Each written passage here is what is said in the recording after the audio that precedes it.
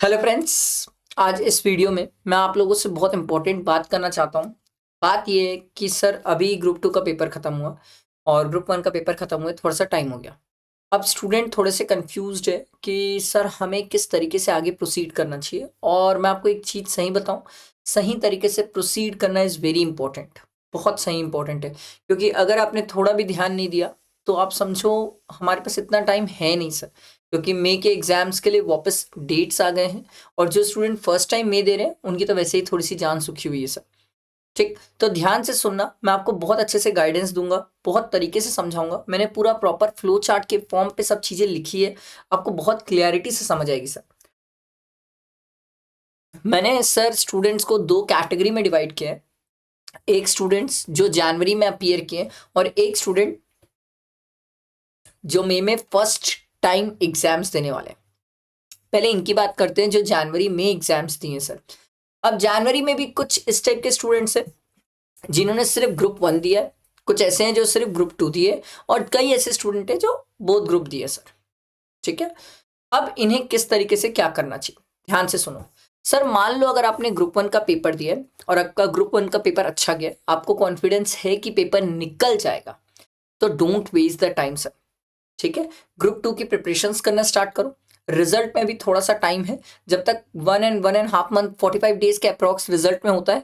इतने time period में कोशिश करो कि ग्रुप 2 के दो सब्जेक्ट्स की क्लासेस या ग्रुप 2 में दो सब्जेक्ट्स को जैसे तैसे भी कंप्लीट करने की कोशिश करो। दिन रात क्लासेस देखो, जैसे भी कवर अप कर सकते हो कवर अप करो और कंप्लीट करो, ताकि जैसे ही रिजल्ट आ जाए उसके बाद एक ग्रुप की पढ़ाई रहे, तो एक सब्जेक्ट की पढ़ाई रहे, तो इतना प्रेशर ना रहे। क्लियर है? क्रिस्टल क्लियर, एकदम क्रिस्टल क्लियर है। ठीक है, अब कुछ स्टूडेंट ऐसे हैं सर जो पेपर ठीक ठीक तो गया, पर ऐसा लग रहा है सर थोड़ा सा ना एग्रीगेट का इशू है। ऐसा नहीं है, चांसेस है कि सर हम निकल भी जाएंगे, बट सर एग्रीगेट का कुछ बोल नहीं पा रहे सर, थोड़ा सा स्टक हो गए हैं।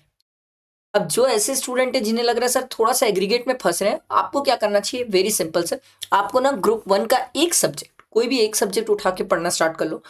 माइट भी पॉसिबल हो सकता है तो आप अकाउंट्स पढ़ लो, लॉ पढ़ लो, और अगर आपको लग रहा है तो टैक्स पढ़ लो। कोई भी एक सब्जेक्ट स्टार्ट कर लो ग्रुप 1 का, और ग्रुप 2 का एक सब्जेक्ट। पूरा ग्रुप 2 चालू मत करना, पूरे ग्रुप 2 की क्लासेस मत लेना, नहीं तो इमेंस प्रेशर हो जाएगा सर। ठीक है, क्योंकि प्रेशर इसलिए होगा, इन केस अगर कुछ एग्रीगेट का हुआ तो आपके ऊपर बहुत प्रेशर हो जाएगा कि क्लासेस भी ले ली, पैसा भी वेस्ट हो गया, ग्रुप 2 भी नहीं हो पाया, ग्रुप 2 की क्लासेस लेके बैठे और ग्रुप 1 क्लियर नहीं हुआ, तो बहुत प्रेशर हो जाएगा। इससे अच्छा बेटर है आप ग्रुप 1 का एक सब्जेक्ट पढ़ लो, ग्रुप 2 का एक सब्जेक्ट कंप्लीट करते जाओ सर। ठीक है, ताकि रिजल्ट पॉजिटिव रहा तो ग्रुप 1 क्लियर हो चुका रहेगा, ग्रुप 2 का एक सब्जेक्ट क्लियर हो चुका रहेगा, फिर बाद में दो ही सब्जेक्ट पढ़ने के लिए रहेंगे। क्लियर है? अगला, कुछ स्टूडेंट है जिनके पेपर अच्छे नहीं गए, जिन्हें समझ आ चुका है सर। देखो एक रियलिटी है, सबको समझ आता है सर पेपर देके कि कहाँ चांसेस बन रहे हैं हमारे निकलने के और कहीं नहीं बन रहे। आपको लग रहा है सर नहीं सर एग्रीगेट का इशू नहीं, सर पेपर ही इतना बेकार गया कि बहुत कम चांसेस है। हमने कैलकुलेट किया 120 130 आ रहा है, इतना भी ग्रेस नहीं मिलेगा सर कि 20 मार्क्स ग्रेस तक चल जाए। ये 2 5 10 तक मैंने भी देखा है, मेरे एक स्टूडेंट को 11 मार्क्स तक ग्रेस मिला है, बट ऐसा नहीं होता कि एकदम 20 मार्क्स ग्रेस मिल जाए, ये बहुत कम चांसेस है सर। तो सर अगर इतना ही पेपर बिगाड़ दिए हो, नहीं अच्छा है, बेटर है अभी ग्रुप 1 स्टार्ट कर दो वापस पढ़ना। सुनने में थोड़ा बुरा लगेगा बट ना, अभी से स्टार्ट करो सर, टाइम शॉर्ट है। आप पहले पता करो, आइडेंटिफाई करो किन सब्जेक्ट्स में आपको इशू आ रहा है। माइट भी पॉसिबल अकाउंट्स में आ रहा हो, लॉ में आ रहा हो, टैक्स में आ रहा हो, कोई भी सब्जेक्ट जिसमें भी इशू आ रहा हो, आइडेंटिफाई करो मैं कहाँ पर लैग कर गया। ठीक, आइडेंटिफाई करो, और उसके बाद जैसे मान लो अगर आपको टैक्स में इशू आ रहा है, तो टैक्स के लिए तो मैं आपके पास बैठा हूँ सर। आप, मेरा ये नंबर है, आप मुझे व्हाट्सएप में पिन करो, मैं डेफिनेटली आपको रिप्लाई करूंगा और असिस्ट करूंगा। टैक्स में तो मेरी जिम्मेदारी है पक्का, और मैं रिप्लाई करूंगा, मुझे बाकी दुनिया का तो नहीं पता बट मैं रिप्लाई करता हूँ सर। ठीक, टैक्स में मैं असिस्ट कर दूंगा। अकाउंट्स और लॉ में जिनसे आपने रिस्पेक्टिव टीचर्स से क्लासेस लिया, आप उनको अप्रोच करो, वो आपको सपोर्ट करेंगे सर कि कैसे करना है, क्या करना है।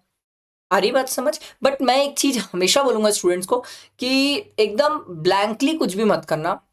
जैसे मैं टैक्स के लिए आपकी हेल्प करने को तैयार हूं, आप लॉ और अकाउंट्स के लिए भी किसी टीचर से बात करके कोई भी चीज करना। ऐसा नहीं होता कि खुद कुछ भी डिसाइड कर लो। कई बार क्या होता है, टीचर का एक प्रॉपर गाइडेंस रहता है तो आपका टाइम सेव होता है, सही पाथ होता है, क्वालिटी में चीजें होती है और रिजल्ट्स आते हैं, आउटकम्स होते हैं सर। अदरवाइज तो आप फिर वो वही बात है सर, रैंडमली मन से कुछ करते हो तो बार बार रिजल्ट नेगेटिव हो जाते हैं। इससे डिमोरलाइजेशन बहुत होता है, चाहे आप हो चाहे मैं हो। कोई भी हो। क्लियर ये कहानी? ठीक है। अब आती है ग्रुप 2। कई स्टूडेंट ऐसे हैं जो सिर्फ ग्रुप 2 दिए थे, मेरे भी बहुत सारे स्टूडेंट हैं जो ग्रुप 2 ही दिए थे और उन्होंने प्लान आउट किया था कि ग्रुप 1 हम मई में देंगे। फाइन। अब आपने ग्रुप 2 का अगर पेपर दिया और आपका ग्रुप 1 क्लियर्ड है, तब तो बहुत ही अच्छी बात है सर। फिर पेपर अगर अच्छा गया तो अभी से ना आर्टिकलशिप के लिए फॉर्म ढूंढना चालू कर दो। सर अगर आप रिजल्ट के बाद फॉर्म ढूंढने जाओगे ना तो आधे से ज़्यादा फॉर्म्स ना फिर उस टाइम ढूंढने के टाइम पे सर ब्लॉक हो जाती है, मतलब सब जगह कहीं ना कहीं वैकेंसीज कंप्लीट हो जाती है। तो वैसा मत करो, अभी से ढूंढ के रखो मेरे को कौन सी फील्ड में जाना है, कौन से फॉर्म में जाना है सर। ठीक है। और अगर पेपर नहीं है अच्छा, ग्रुप 1 क्लियर हो चुका था बट पेपर अच्छा नहीं है, तो ग्रुप 2 का एक सब्जेक्ट स्टार्ट कर लो। मैं ऐसा नहीं बोल रहा हूँ पूरा ग्रुप 2 स्टार्ट करो, नहीं। क्यों पूरा ग्रुप 2 स्टार्ट करोगे? एक सब्जेक्ट स्टार्ट कर लो ताकि रिजल्ट तक एक को पढ़ते रहे और एक फॉर्म भी ढूंढ सकते हो आर्टिकलशिप के लिए कि इन केस अगर थोड़ी सी किस्मत चली और निकल गए तो हो सकता है ना, कई बार थोड़ा बहुत एग्रीगेट का एक आध मार्क्स का भी लग रहा हो तो निकल गए तो बढ़िया है सर, ताकि एक सब्जेक्ट पढ़ा भी रहे, आर्टिकलशिप फॉर्म के लिए ढूंढा हुआ भी रहे।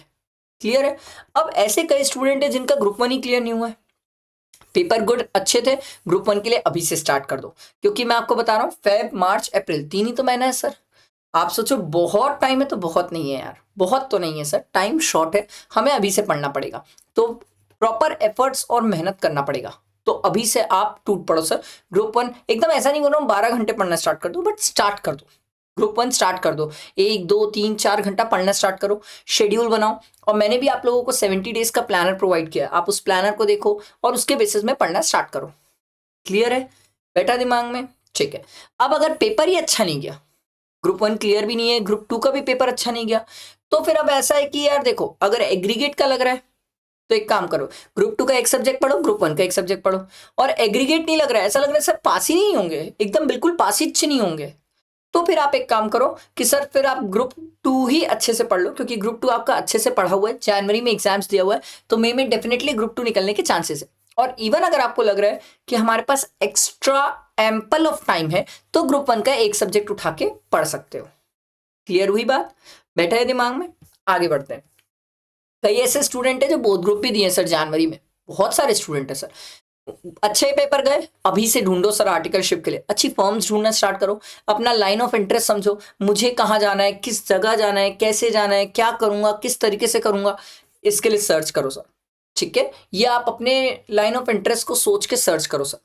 और अगर पेपर ठीक ठीक था, एग्रीगेट का इशू लग रहा है बोथ ग्रुप में, तो मैं बोलता हूँ सर एक आध सब्जेक्ट स्टार्ट कर लो पढ़ना, क्योंकि बोथ ग्रुप है तो चांसेस है कि सेट ऑफ में निकल जाए। एक आध सब्जेक्ट स्टार्ट कर लो बोथ ग्रुप में पढ़ना, और आर्टिकलशिप के लिए फॉर्म भी ढूंढते जाओ। क्लियर है? पेपर एकदम ही बेकार है, मतलब ऐसा लग रहा है नहीं निकलेगा सर, बोथ ग्रुप निकल ही नहीं सकता, तो फिर तो यार बेटर है कि अभी से स्टार्ट कर दो पढ़ना। बट हाँ ये है कि टैक्सेशन से रिलेटेड अगर कोई दिक्कत आ रही तो मैं बैठा हूं सर, आप मेरी बस एक बात मानना, डिस्कस करके कोई भी चीज करना। मैं करने मना नहीं कर रहा, मैं आपको ये नहीं बोल रहा आप मेरी क्लास लो, बस आप डिस्कस करके करो। क्योंकि क्या होता है, बहुत सारे स्टूडेंट होते हैं जो बिना डिस्कस की चीजें करते हैं ना, तो बाद में उन्हें बहुत अफसोस होता है, यार काश मैं क्या बोलते हैं अपने आप से चीजें नहीं करता, एक बार डिस्कस कर लेता तो शायद बहुत बेनिफिट होता। बात समझ आई? अब बहुत सारे स्टूडेंट है जो मई 26 में फर्स्ट अटेम्प्ट दे रहे हैं सर, इनके लिए तो सर ऐसा है थोड़ी सी जान ही सुखी हुई है ना मई वाले लोगों, ये जनवरी वाले लोगों की बात सुन के। तो पहली चीज है, इन्हें कुछ चीजें ध्यान देनी होगी। ये फर्स्ट अटेम्प्ट वाले ना, इनको प्रॉपर प्लानर बनाना पड़ेगा कि मैं कितने सब्जेक्ट को कितने बार रिवाइज करूंगा। मेरे हिसाब से 2 रिविजन तो एटलीस्ट हर सब्जेक्ट के करना चाहिए, एटलीस्ट ऐसा शेड्यूल टारगेट बनाओ जिसमें 2 रिविजन आए सर। ठीक है, एक बार जिसमें आप पूरा पढ़ रहे हो और दूसरी बार फिर आप रिवाइज कर रहे हो उसको। ठीक है, हर सब्जेक्ट का फुल टेस्ट जरूर देना, सॉरी हर सब्जेक्ट का फुल टेस्ट देना, कोई हाल में फुल टेस्ट नहीं छोड़ना।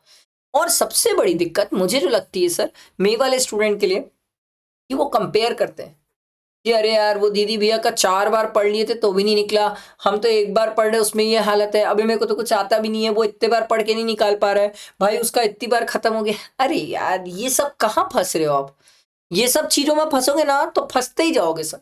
आप ये सब नहीं करो, कंपेयर वगैरह ना करो, अपना पढ़ो, अपना टारगेट से करो और अपना अच्छे से मेहनत करो। कोई सब्जेक्ट में कॉन्फिडेंस नहीं है तो उस टीचर से कंसर्न, उस सब्जेक्ट से रिलेटेड बातचीत करो कि कैसे मैं अपना कॉन्फिडेंस बिल्डअप करूं, कैसे बूस्ट करूं। और मेरे को नहीं पता कौन दुनिया में टीचर्स रिप्लाई करते नहीं करते, मुझे नहीं पता कौन रिप्लाई करते नहीं करते, क्योंकि मैं बहुत फ्रीक्वेंटली ये बात सुन चुका हूँ स्टूडेंट से कि टीचर्स रिप्लाई नहीं करते। ठीक है, जो नहीं करता होगा मुझे उनसे कोई मतलब नहीं है, बट मैं टेक्स्ट के लिए आपको रिप्लाई कर दूंगा, ये मेरा वादा है। मैं टेक्स्ट के लिए रिप्लाई करूंगा, मेरे को बाकी दुनिया का नहीं पता। तो टेक्स्ट से रिलेटेड अगर कहीं फंस रहे हो, क्योंकि आती है टेक्स्ट में दिक्कतें आती है स्टूडेंट्स को, टेक्स्ट को लेके कहीं फंस रहे हो, दिक्कत हो रही है, स्टक हो जा रहे हो, तो मेरा वादा है मैं रिप्लाई कर दूंगा। आई बात समझ? तो ये आई होप बहुत अच्छा मैंने गाइडेंस प्रोवाइड किया। इस गाइडेंस के थ्रू एक एक चीज क्लियरिटी हुई होगी। स्टिल हो सकता है मुझसे भी कोई पॉइंट स्किप हो गया हो, कोई बात रह गई हो जो नहीं बोल पाया हूं, तो मैं आपको डेफिनेटली बोल रहा हूं, ये मेरा नंबर है, आप मुझे पिन करिए, मैं हूं आपकी हेल्प करने के लिए सर। ठीक है, एकदम बिंदास रहो, रिलैक्स रहो, पर एक चीज समझो sir, always be smart and one step ahead. ठीक है, don't waste the time sir, don't waste the time, बहुत दिक्कत होती है वेस्ट करने पे टाइम। ठीक है, मेरी बात समझ आई होगी। लाइक करना, फ्रेंड्स को शेयर करना, बहुत काम की ये वीडियो थी।